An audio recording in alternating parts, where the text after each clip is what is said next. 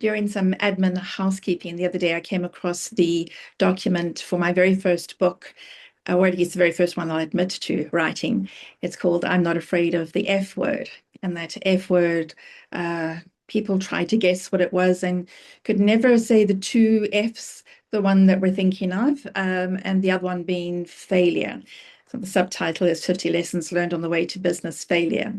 And I spoke very openly about the mistakes that I had made that led to the loss of my business, having to retrench family members, and ending up under huge financial obligations for years afterwards. I wrote the book partly as therapy, but also as a record of what I had gone through, because I didn't want to wait until I had somehow recovered in the future and then go back and try and remember what those experiences were. So I wrote it right in the middle of all of the meetings with lawyers and people that I owed money to and staff. And it was a very traumatic time. So as I looked at the book recently, I wondered, if it is still relevant. And I glanced over the chapter titles, and they're still relevant today. And then I updated the document with an introduction for 2026. And I told two stories in that introduction. And as I was writing the stories, I started crying again.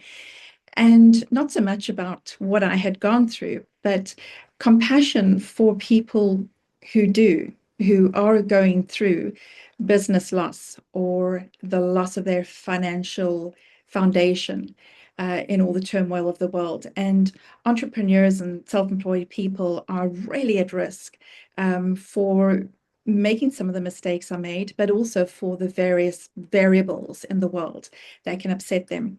So I'd like to tell one story, and hopefully I can tell it without crying. After I published the book, I was going to many business networking meetings and any organization that would give me an opportunity to speak about the book. And I would speak and sell a few and be able to buy groceries and fuel on the way home. But one particular afternoon, Friday afternoon, somebody phoned me and said, I need a copy of your book. And so I was starting to tell her where she could find it or I could post it. And she said, no, she needs it today. So we met that afternoon in the parking lot behind a fast food restaurant. And she gave me the money. I gave her the book. And she was very brusque and businesslike. And she said, thank you very much. And she took off.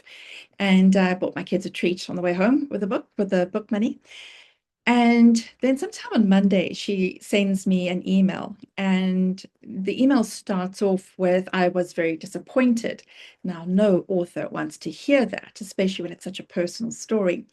But I read through the email, and what she was saying was, there was a business, a going concern that she wanted to buy. It was her dream business. This is something she had always wanted to have. And she'd had a meeting that Friday with the business broker and with the current owners of this business and asked a whole lot of questions. And she was so eager to buy this business, but she had this little niggle. So she asked for time to consider. And she remembered my book because she had heard about it from somewhere and bought the book and read it over the weekend and went back on Monday morning with new questions. And the business broker and the current owners could not answer those questions to her satisfaction. And she realized that had she bought this business, it would have failed and it would have been a huge burden on her and her family financially and emotionally and all the other ways that we experience when we lose a business. So she decided not to buy the business. And so her disappointment was that her fantasy wasn't coming true, but her reality was that she had just dodged a really serious bullet. She had asked the right kind of questions and made a decision not to do something that she wanted to do because she'd learned the lessons from what I had shared. And that's really important. In my recent work, when I look at leadership, I've written about a concept I call the unheralded void. And the unheralded void is when a leader has the insight, experience, wisdom to make decisions, to make things happen so that other things don't happen, so that there is not a crisis. And at the end of that leader's term, they're fated for all the things that they did right, and people will analyze everything that they can see that's visible, but they can't see what didn't happen because that leader acted with wisdom. It's a void. where a crisis, a scandal might have happened, it didn't happen, and it can't be heralded, it can't be awarded because nobody knows about it.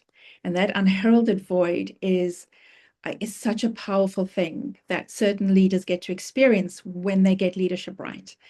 And I thought about that, and I thought about this woman, and I realized that she had this unheralded void in her life, that something bad didn't happen because she had learned from somebody else. And that's why I wrote the book. And that's why I think the book is still relevant. So if you'd like to have a look, it's on my personal website, charlottekemp.co.za, and it's called I'm Not Afraid of the F Word.